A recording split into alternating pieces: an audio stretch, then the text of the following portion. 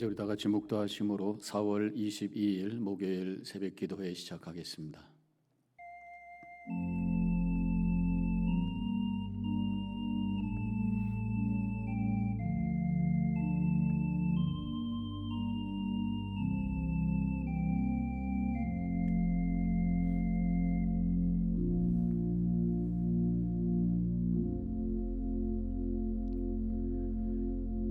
좋으신 하나님, 주님의 은혜로 오늘도 생명을 연장받게 하시고 이 하루를 통해 하나님의 뜻을 이룰 수 있는 새로운 기회를 허락해 주심을 감사합니다.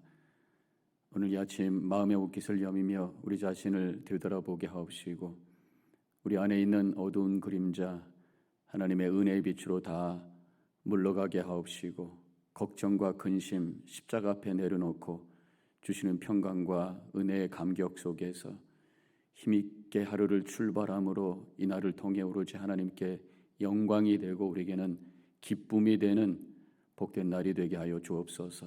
그래서 오늘 하루도 하나님 앞에 뛰노는 기쁨과 감격의 하루, 모든 어두운 세력을 이겨내는 승리의 계가로 하나님의 영광 돌리는 하루 되게 하여 주시옵소서. 감사하며 예수님의 이름으로 기도하옵나이다. 아멘. 우리 함께 찬송가 382장 부르시겠습니다.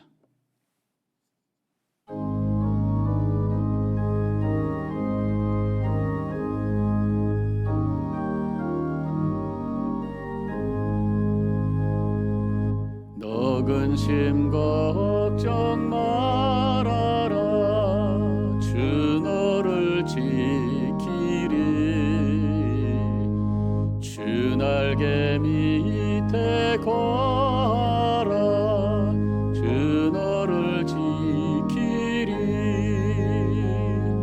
주 너를 지키리 아무 때나 어디서나 주 너를 지키리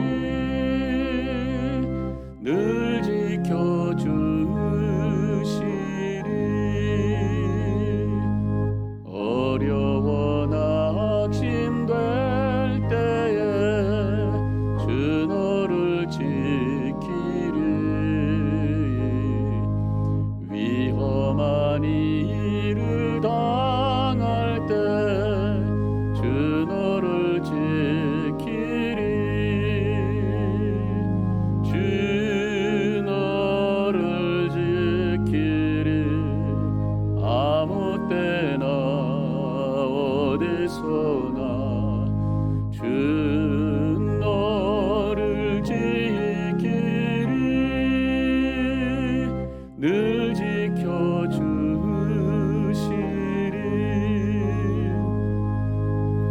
너 쓸 것 미리 아시고 주 너를 지키리 구하는 것을 주시며 주 너를 지키리 주 너를 지키리 아무 때나 어디서나 주 너를 지키리 늘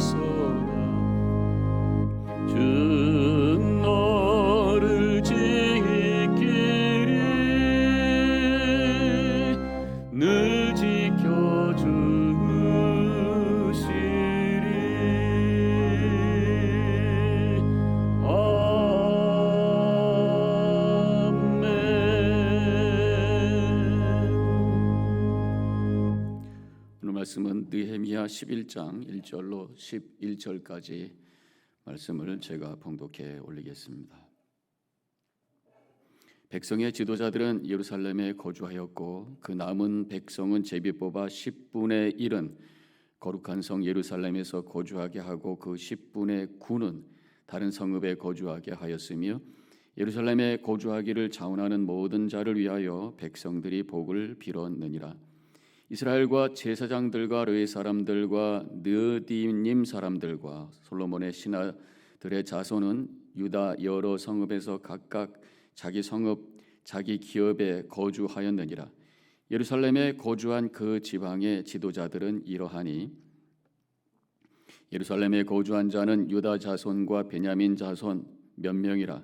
유다 자손 중에는 베레스 자손 아다냐이니 그는 우시야의 아들이요 스가리야의 손자요 아마리아의 증손이요 스바디아의 현손이요 마할랄렐의 5대 손이며 또 마아세야니 그는 바룩의 아들이요 골호세의 손자요 하사야의 증손이요 아다야의 현손이요 요아립의 5대 손이요 스가랴의 6대 손이요 실루 사람의 7대 손이라. 예루살렘에 거주한 베레스 자손은 모두 468명이니 다 용사였느니라. 베냐민 자손은 살루이니 그는 무술람의 아들이요 요엣의 손자요 부다야의 증손이요 골라야의 현손이요 마아세야의 5대 손이요 이디엘의 6대 손이며 여사야의 7대 손이며 그 다음은 갑배와 살레 등이니 모두 928명이라. 시그리의 아들 요엘이 그들의 감독이 되었고 하순와의 아들 유다는 버금이 되어 성읍을 다스렸느니라. 제사장 중에는 요아립의 아들 여다야와 야긴이며 또 하나님의 전을 맡은 자 스라야이니 그는 힐기야의 아들이요 무술람의 손자요 사독의 증손이요 무랴요새 현손이요 아히두베 5대 손이며.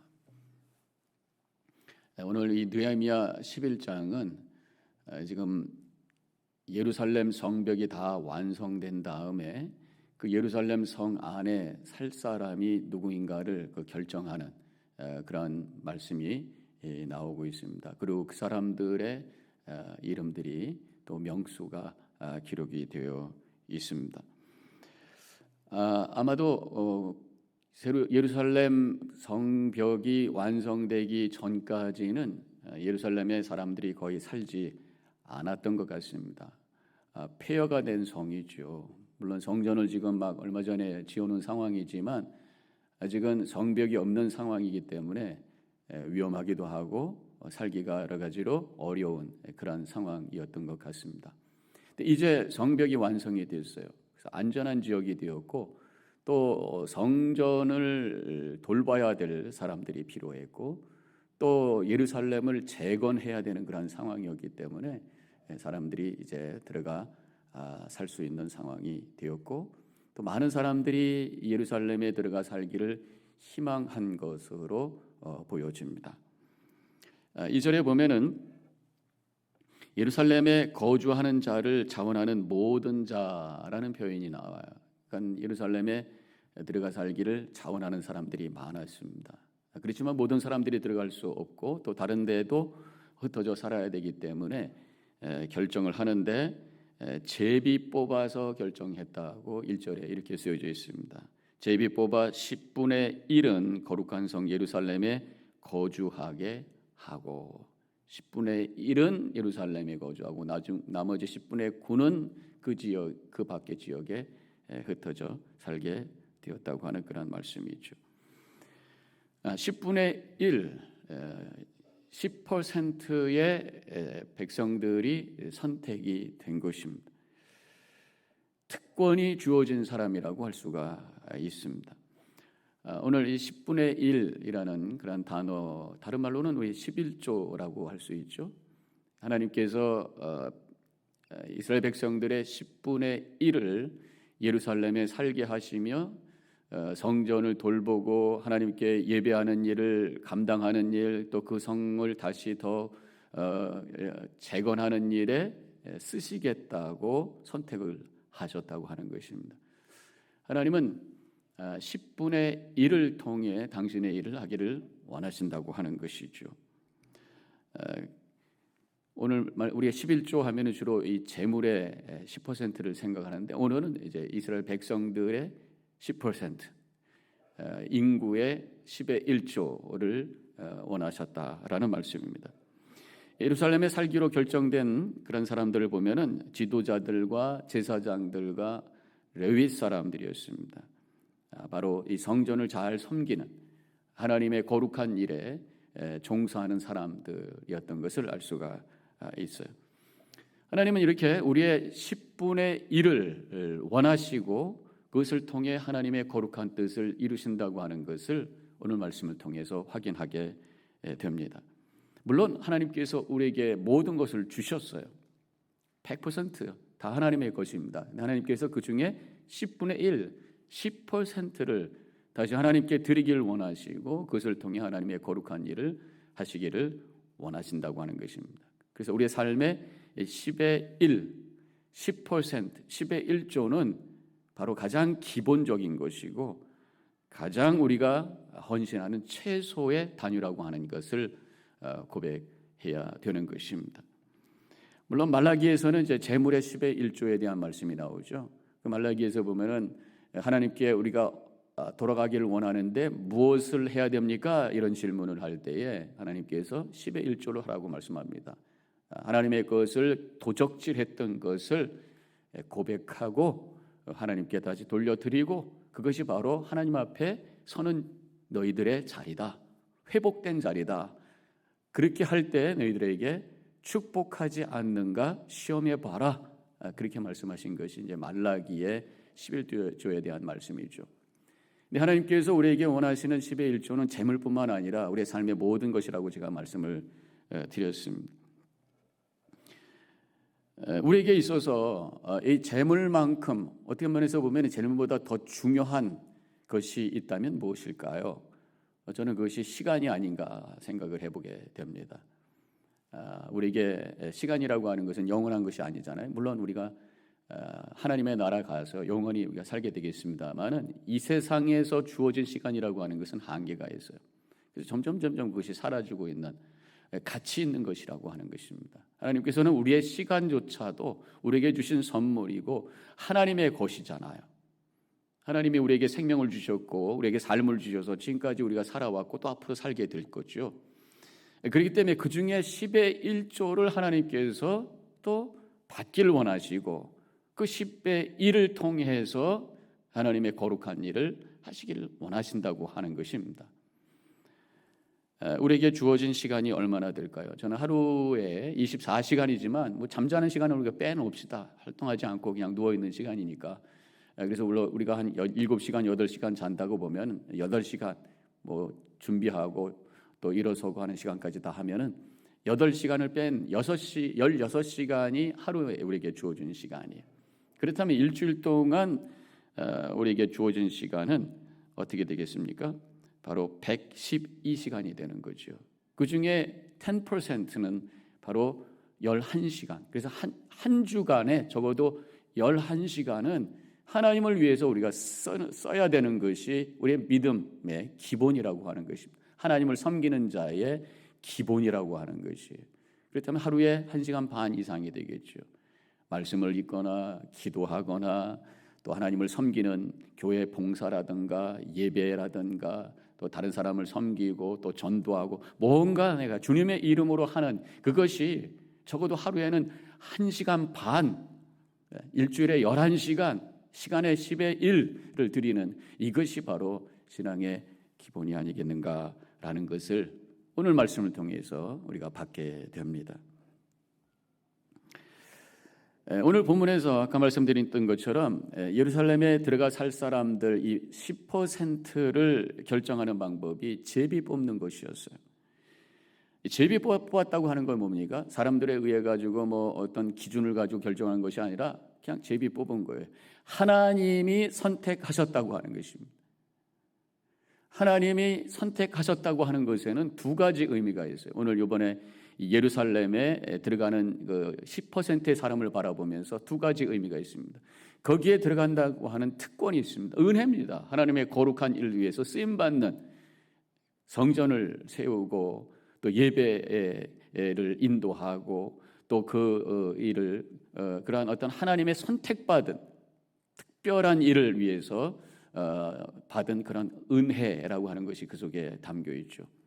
동시에 그들은 거기서 해야 될 그런 책임과 또 의무들이 있다고 하는 것. 그래서 선택에는 은혜가 있고 또 책임이 있다고 하는 것이죠.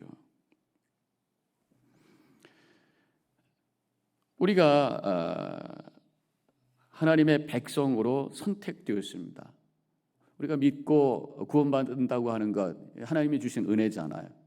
하나님께서 나를 택하셔서 내가 하나님의 백성이 됐고 하나님께서 믿음을 선물로 주셔서 그것을 고백하게 하면서 하나님께서 우리를 하나님의 자녀로 구원받은 자로 택해 주신 것이, 이것이 얼마나 큰 은혜인지 모릅니다. 그렇지만 우리에게는 그래서 그 은혜와 더불어 또한 책임과 의무가 있다고 하는 것을 기억해야 되는 것입니다.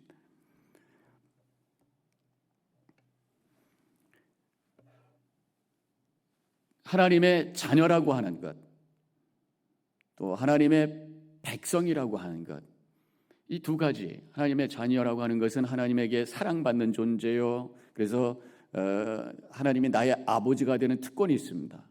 하나님의 백성이 된다고 하는 것은 왕이신 하나님을 섬기고 그분의 말씀에 우리가 순종하고 따라가야 될 의무와 책임이 또 있다고 하는 것이죠. 이 두 가지 항상 기억해야 되는 것입니다. 하나님 나라의 가장 기본 단위, 작은 단위가 교회라고 생각합니다. 그래서 교회에서 우리가 신앙생활 할 때도 늘 이 두 가지가 우리의 마음속에 있어야 되는 거죠. 하나님이 나에게 주신 은혜, 이 교회를 통해서 주신 은혜, 말씀을 통해서 은혜 받게 하시고 신앙의 공동체를 통해서 사랑받게 하시고 영적인 소속감을 갖게 하시고 우리가 교회에 소속되어서 신앙생활 한다고 하는 것이 얼마나 큰 은혜가 있어요. 또 은혜 받기 위해서 우리가 얼마나 애를 쓰고 있습니까? 동시에 우리가 한 성도로서 교회 안에서 신앙생활 할 때에 우리가 또 감당해야 될, 헌신해야 될, 맡겨진 그런 봉사해야 될 일들이 있다고 하는 것을 우리는 잊어서는 안 되는 거죠. 세례받고 입교할 때에 우리가 이 두 가지에서 확인을 합니다.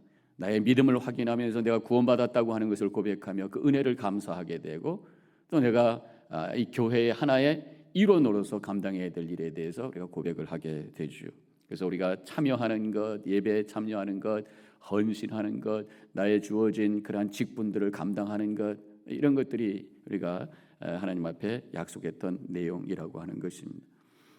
성도로 책임받는 것에서 더 나아가서 우리 교회 안에서 또 한 번의 선택함이 있다면 그것이 바로 신령 직분의 택함을 받는 것이에요. 그래서 집사님, 권사님, 장로님, 우리가 이런 택함을 받을 때도 이 두 가지가 다 있는 것이죠. 성도 직분자로 택함을 받을 때에 어떤 영적 권위가 우리에게 부여받게 되잖아요. 권사님, 장로님, 집사님, 그 어떤 그 신령 직분으로서 받는 그런 영적 권위가 있습니다. 동시에 더 큰 책임이 우리에게 주어지는 거죠. 집사님이었을 때보다는 권사님, 권사님이었을 때보다는 장로님, 더 큰 영적 권위와 더불어 더 큰 책임이 있는 거예요. 목사도 마찬가지입니다. 목사로서 하나님께서 택해 주시고 세움을 받았을 때 영적 권위가 주어지고 말씀의 권위가 주어진 거예요. 은혜죠. 동시에 십자가를 지는 겁니다. 그래서 어떤 분은 목회는 밟히는 것이다. 어떤 목사님께서 그렇게 말씀하셨다는 거예요. 그저 십자가 지고 엎드려져서 성도님이 밟으면 밟히는 것이다. 그런 마음을 가지고 목회를 해야 된다. 그런 말씀이죠. 이 두 가지가 항상 같이 있어야 되는 것입니다. 그런데 이제 목회할 때도 어떤 나에게 주어진 특권, 그 권위만을 생각하고 강조할 때에 독선적인 목회가 될 수 있고 그 어떤 영적 권위를 세우고 말씀의 권위를 세워서 힘있게 리더십을 발휘하려고 하는 마음이 없이 그저 성도님들 비유만 맞추려고 하다가 보면은 영향력 없는 목회자로 전락할 수가 있다고 하는 것이죠. 이 두 가지가 항상 균형이 있어야 된다는 것입니다. 교회에서 시험이 올 때 보면은 신령직 선출할 때죠. 신령직에 선출이 돼서 권사님, 장로님으로 선출되면 축하한다고 합니다. 왜 축하가 됩니까? 그것이 영광이라고 생각해요. 영적 권위, 하나님의 은혜 받은 자라고 생각합니다. 그런데 반대로 그것이 잘 안 될 때는 시험을 받고 굉장히 힘들어하는 경우들을 보게 돼요. 어느 교회에서는 장로님들 뽑을 때 배수공천으로 후보를 낸다고 그래요. 그 얘기는 반은 무조건 떨어지게 되어 있어요. 그것을 잘 소화하는 분도 있고 그것이 소화가 안 돼서 교회를 떠나는 경우도 있습니다. 왜 그런 일이 일어나는가? 이것이 자꾸만 우리가 어떤 그 직분을 받는 것이 영광이고 특권이라고 생각하기 때문이라는 것이죠. 그래서 선택받지 못했다면 그것이 나에게 창피한 일이고 영광을 받지 못하는 일이라고 생각하기 때문에 교회를 떠나는 분이 생기기도 한다는 얘기입니다. 오늘 말씀에서 보면은 제비를 뽑아서 10%의 사람들이 선택이 되었어요. 나머지 90% 사람들이 화를 내고 또 하나님께 원망하고 이 선택된 사람들을 향해서 미워하고 그랬나요? 그렇지 않았습니다. 2절에 보면은 예루살렘에 거주하기를 자원하는 모든 자들을 위하여 복을 빌었다. 오늘 선택된 사람들을 향해서 축복했다. 이렇게 이해할 수가 있습니다. 우리는 하나님 앞에 선택받은 하나님의 백성인 줄로 믿습니다. 거룩한 성 예루살렘에 거하는 거룩한 하나님의 백성이라고 하는 것입니다. 그 택함을 받은 은혜를 감사하고 더 나아가서 나에게 주어진 이 예루살렘을, 새로운 성 예루살렘을 세우고 하나님의 교회를 세우고 하나님 나라를 세우는 일에 내가 부름받았다고 하는 것을 기억하면서 하나님의 뜻을 이루어 감으로 말미암아 하나님께는 크게 영광 돌리시고 우리에게는 큰 은혜가 되는 복된 삶을 살아가는 모든 성도님들이 되어주시기를 주님의 이름으로 간절히 축원합니다. 기도하십시다.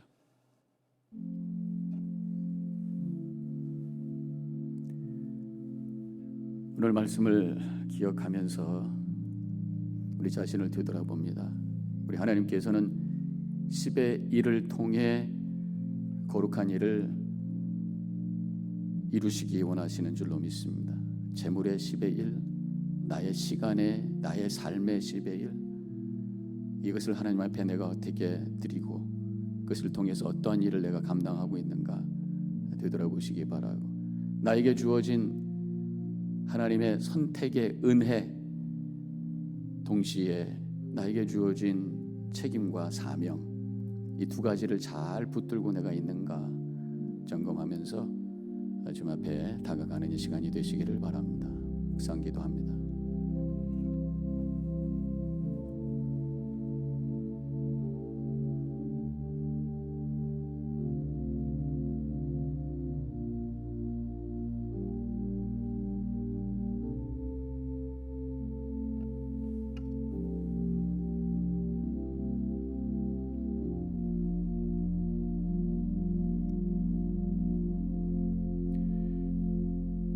저희들을 불러주시고 믿음을 주셔서 예수를 나의 그리스도로 고백하며 하나님의 구원받은 백성으로 성도로 살아갈 수 있도록 은혜 주심을 감사합니다.